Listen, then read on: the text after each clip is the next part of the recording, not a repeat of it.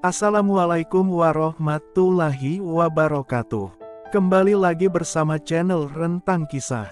Pada konten kali ini, saya akan menceritakan mengenai pengalaman-pengalaman penting yang pernah dialami oleh Nabi Muhammad SAW. Kita langsung saja ke ceritanya. Ketika berumur 12 tahun, Nabi Muhammad SAW mengikuti pamannya Abu Talib untuk berdagang ke negeri Syam.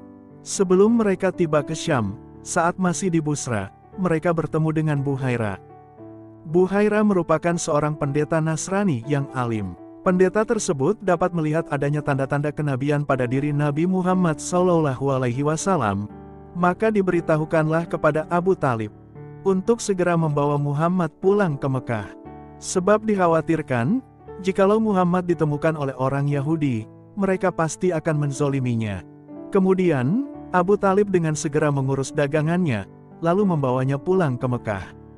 Nabi Muhammad SAW, sebagaimana pada masa kanak-kanak pada umumnya waktu itu, dia kembali ke pekerjaannya mengembala kambing. Kambing-kambing tersebut merupakan kambing milik keluarganya, dan juga kambing-kambing penduduk kota Mekah yang dipercayakan kepadanya. Pekerjaan mengembala kambing tersebut membuahkan didikan yang amat baik bagi dirinya.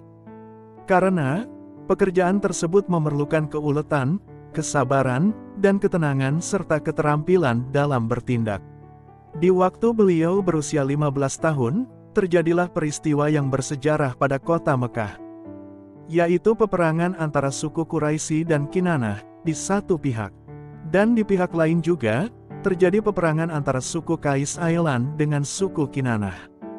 Nabi Muhammad SAW ikut andil dalam peperangan tersebut, dengan memberikan bantuan kepada paman-pamannya untuk menyediakan keperluan peperangan. Peperangan tersebut terjadi pada bulan suci yakni bulan Zulqa'edah. Menurut pandangan bangsa Arab, peristiwa itu adalah pelanggaran terhadap kesucian. Karena pada bulan Zulqa'edah, sebenarnya dilarang untuk berselisih atau berkelahi, apalagi melakukan peperangan yang sampai menumpahkan darah. Oleh karena itu, perang tersebut dinamakan dengan Harbul Fijar, yang artinya peperangan yang memecahkan kesucian. Semenjak wafatnya Abdul Muthalib, kota Mekah mengalami kemerosotan dan ketertiban kota Mekah juga tidak terjaga.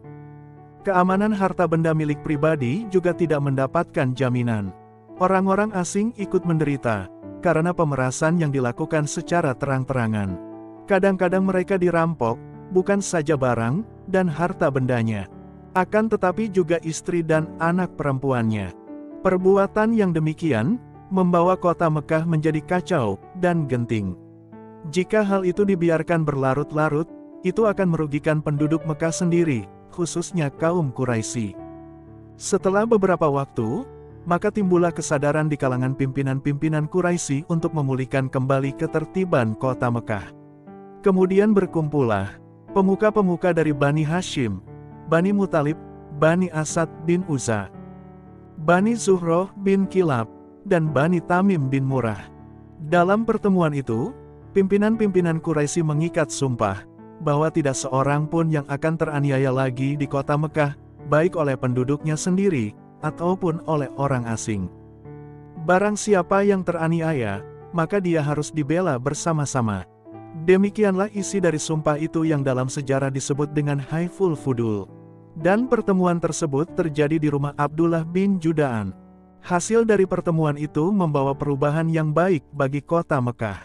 Mekah kembali aman, dan selanjutnya memegang peranan penting dalam sejarah perkembangan bangsa Arab. Nabi Muhammad SAW mulai menginjak masa dewasa. Beliau mulai berusaha sendiri untuk penghidupannya. Karena terkenal akan kejujurannya, maka seorang janda kaya bernama Siti Khadijah mempercayai beliau untuk membawa barang dagangan ke negeri Syam.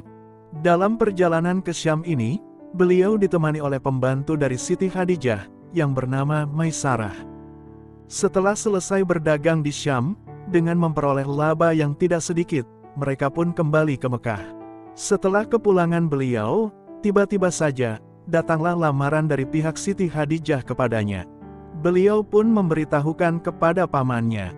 Setelah tercapai kata sepakat, pernikahan pun dilangsungkan. Pada waktu itu, Usia Nabi Muhammad SAW kurang lebih 25 tahun. Sedangkan Siti Khadijah berusia kurang lebih 40 tahun. Perkawinan tersebut membawa ketenangan dan ketentraman bagi beliau, serta memperoleh cinta dan kasih sayang yang tulus dari seorang perempuan, yang pada kemudian hari merupakan orang pertama yang mengakui akan kerasulannya. Dan juga merupakan seorang istri yang siap sedia menyertai beliau dalam segala penderitaan dan kesusahan walaupun dengan mengorbankan harta sekalipun. Nama Nabi Muhammad SAW semakin dikenal di kalangan penduduk Mekah. Hal tersebut dikarenakan beliau telah mendamaikan pemuka-pemuka Quraisy dalam sengketa mereka, dalam masalah memperbaharui bentuk Ka'bah. Pada awalnya mereka saling bersatu dan gotong royong mengerjakan pembaharuan Ka'bah tersebut. Akan tetapi ketika sampai kepada peletakan batu hitam, atau Al-Hajarul Aswad ke tempat asalnya, di situ terjadilah perselisihan sengit. Mereka masing-masing merasa berhak untuk mengembalikan batu suci tersebut ke tempat semula. Pada akhirnya disepakati yang akan menjadi hakim dan memberikan keputusan adalah seseorang yang netral, orang yang pertama datang pada saat yang kritis itu. Dan ternyata orang tersebut adalah Nabi Muhammad SAW. Hal itu pun sontak disambut dan disetujui oleh mereka. Maka dimintalah sehelai kain dan dihamparkannya, lalu Al-Hajarul Aswad diletakkan di tengah-tengah kain itu. Kemudian disuruhlah tiap-tiap pemuka golongan Quraisy bersama-sama untuk mengangkat tepi kain ke tempat semula. Ketika letak kain tersebut sejajar dengan tempat semula, maka batu suci itu diletakkan dengan tangannya sendiri ke tempatnya. Demikianlah selesai perselisihan tersebut, dengan membawa kepuasan pada masing-masing golongan. Pada waktu kejadian tersebut, Nabi sudah berusia 35 tahun, dan dikenal dengan nama Al-Amin. Di mana maksud dari nama tersebut adalah yang sempat dipercaya. Sekian cerita singkat pada konten kali ini, mengenai pengalaman-pengalaman penting yang pernah dialami oleh Nabi Muhammad SAW. Nantikan konten mengenai sejarah singkat tentang Nabi Muhammad SAW pada bagian-bagian berikutnya, hanya di channel Rentang Kisah. Jangan lupa subscribe, like, komen dan share videonya ya teman-teman. Terima kasih. Wassalamualaikum warahmatullahi wabarakatuh.